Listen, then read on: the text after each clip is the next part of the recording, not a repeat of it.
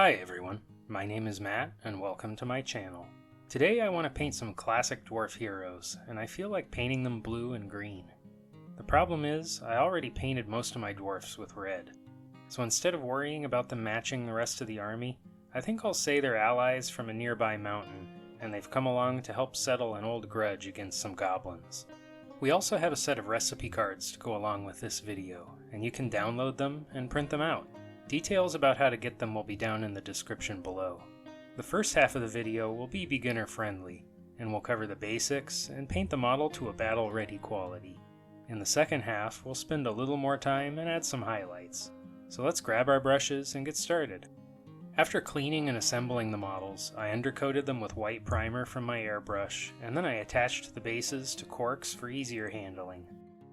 I began by painting the skin with a layer of Fyreslayer flesh contrast paint. If you want a variety of skin tones, check out this video I made here.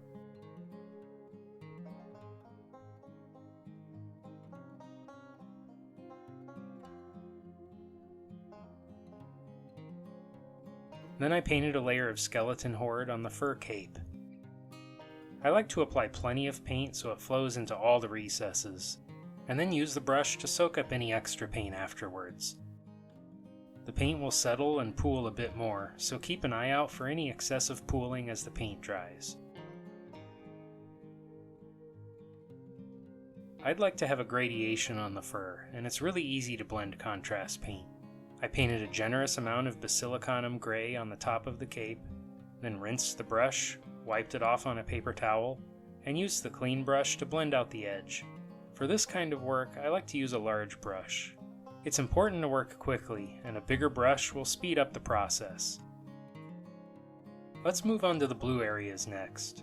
I want to have a couple different shades of blue on the models, and Leviadon blue will provide a good base coat for both. I was able to get away with just one layer on my models, but if it looks patchy and uneven, you may want to apply a second layer, either at full strength, or you may want to dilute the paint with water and apply a couple glaze layers.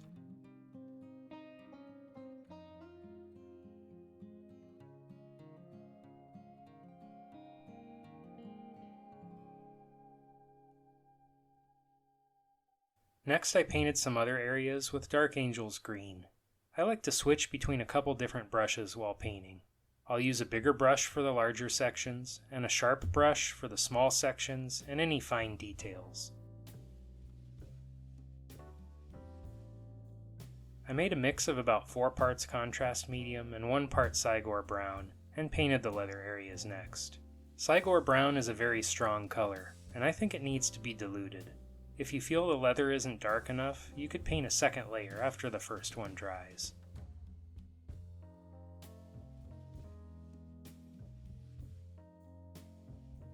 Next I painted skeleton horde on the sleeve and pipe. In hindsight, I should have painted this back when I painted the fur in order to save time, but it's not that big of a deal. Next I painted some of the metal areas with Iron Hand steel. After the first layer dried, I painted a second for a bright, even finish.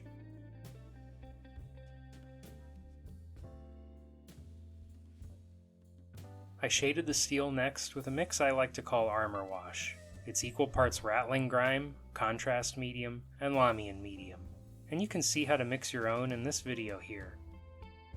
If you don't feel like mixing anything, you could paint a layer or two of Nuln Oil instead.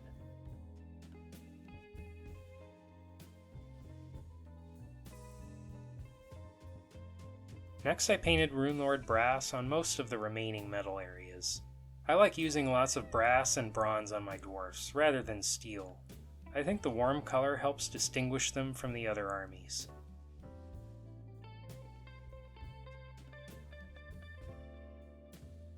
Then I painted a few of the remaining metal details and runes with Retributor armor. After the first layer dried, I painted a second for a solid finish.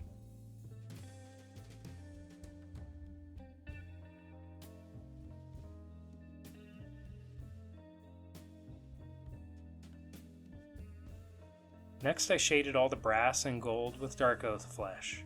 Contrast paints work great for shading too. I like to think of them as a really strong shade. Shading with Darkoath flesh looks similar to 2 layers of Reichland flesh shade, so it ends up saving me some time.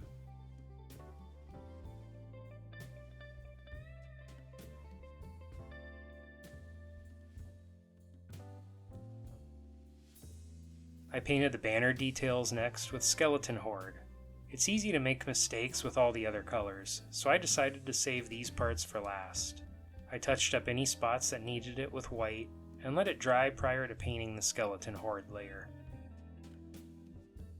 Well, I made another small mistake. I missed the top fur section on this cape, so I quickly painted it with Skeleton Horde, and then after that dried, I painted a layer of Basilicanum gray. These classic metal dwarfs have a lot of different overlapping areas, and I usually find it easiest to save the beards for last. I want to paint 3 different shades of white on these models, and I touched up any mistakes first with white paint. I painted the first beard with a mix of 4 parts contrast medium and 1 part storm vermin fur.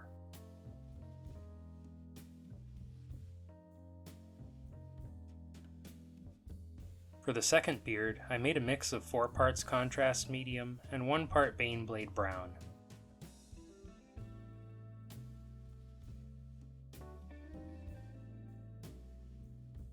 For the third beard, I mixed about 6 parts contrast medium and 1 part Garaghak sewer. If you don't feel like mixing anything, you could use Agrak's Earthshade instead.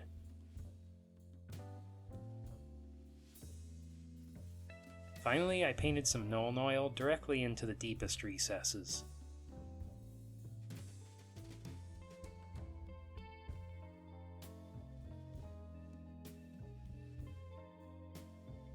At this stage you could base the models and call them finished, but I'd like to add some highlights and extra details, so let's keep going. I decided to highlight the green first, beginning with a glaze of Caliban green on any areas that look uneven. These models have a lot of different overlapping areas, and you may want to paint the highlights in a different order, or switch back and forth between colors. I mixed a small amount of white into the green, about 1 part white to 6 parts green, but your ratio may vary depending on how strong your white paint is. Sometimes I like to highlight dark green by mixing in white rather than yellow. The color is cool rather than warm, and I think it will pair better with the blue elements of this color scheme. Now is a great time for me to ask you to do those YouTube things that we all love so much. If you're liking the video so far, please give it a like. And don't forget to subscribe to the channel so you don't miss out on any future content. If you really like what I'm doing here and want to support the channel further, please consider one of our affiliate links, Patreon, or a YouTube channel membership. We have some perks including a Discord server, printer-friendly PDF files of our new recipe cards, and early access to videos. I mixed in some more white for the next highlight, and picked out the sharpest edges and corners. This mix is about equal parts white and green, but again, your ratio may vary depending on what white paint you're using.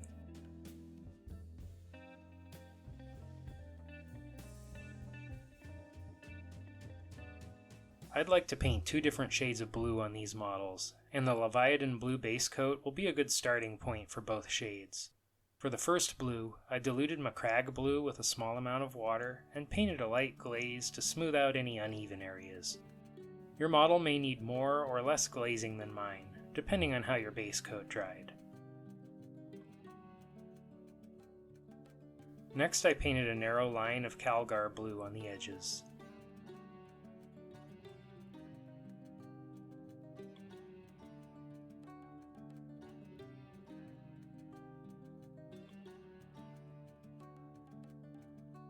For the final highlight, I made a mix of about equal parts Calgar blue and white.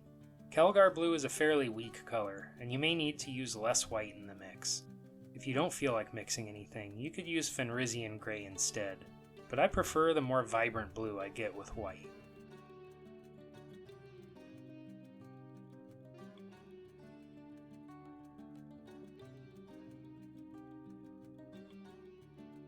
Now for the darker blue sections. I diluted Kantor blue with a small amount of water and painted some light glazes to smooth out the surface.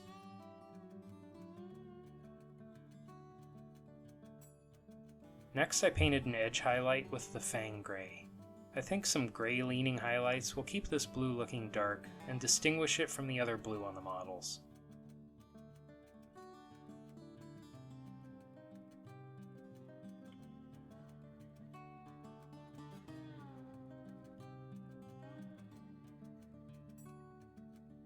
I painted one more highlight on the sharpest edges and corners with Russ gray.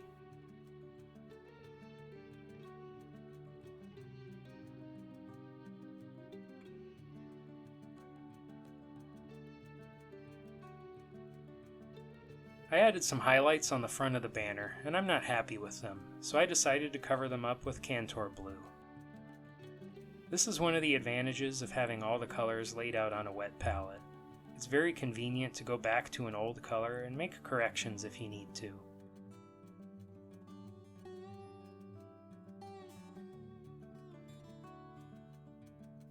Next I highlighted the sleeve with a glaze of Bonewhite. This highlight won't show up on the banner designs, so I'm going to skip that part. Then with Offwhite, I highlighted a few creases on the sleeve and some of the raised edges on the banner designs.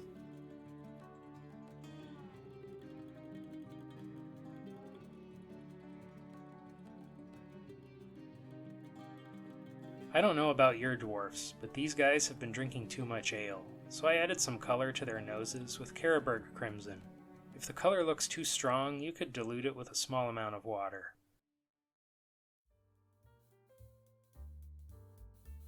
I highlighted the skin next with Cadian Fleshtone.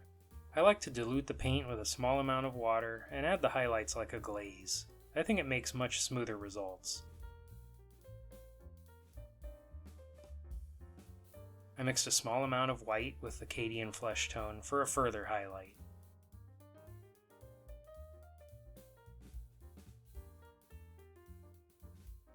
If you want to paint the eyes, there's a detailed tutorial in my skin tone painting guide that I linked earlier in the video.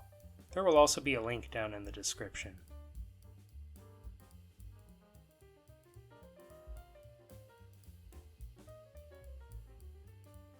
Next I added some black paint to the underside of the capes and a narrow black line anywhere else the model needs more definition.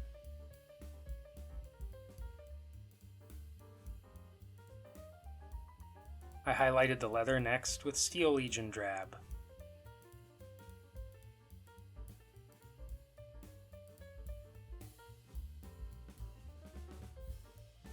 Moving on to the metals next, I diluted Iron Hand steel with a small amount of water and painted a glaze style highlight.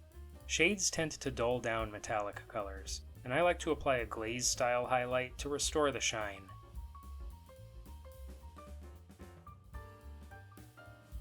Next I highlighted the edges with Stormhost Silver.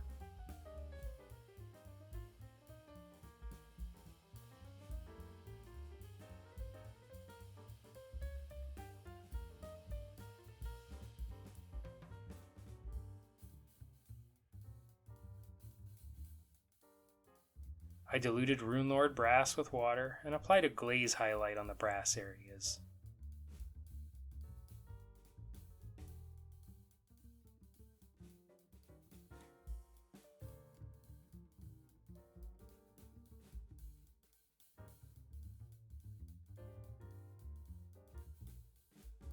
Next I highlighted the edges of the brass with a mix of about 1 part Runelord Brass and 2 parts Stormhost Silver. If you don't feel like mixing anything, you could use Canoptic Alloy instead.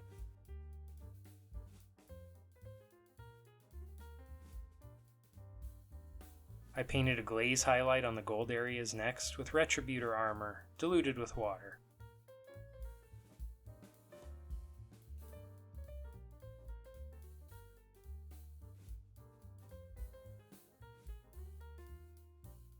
Then I highlighted the edges of the gold with a mix of equal parts Retributor Armor and Stormhost Silver.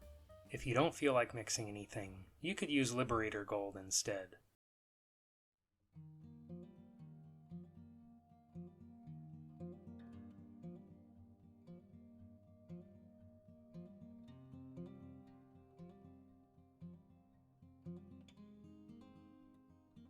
Next I highlighted the beards with white paint.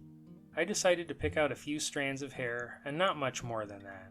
You could skip this highlight if you want a slightly darker result.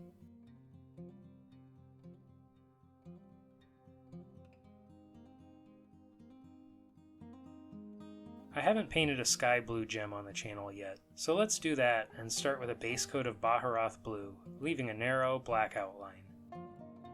Next I shaded the top portion of the gem with Caledor sky blue, diluted with a small amount of water.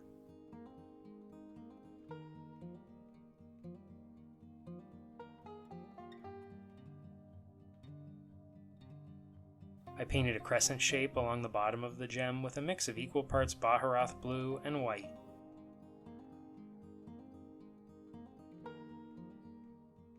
Finally, I added reflective white dots on the top and bottom.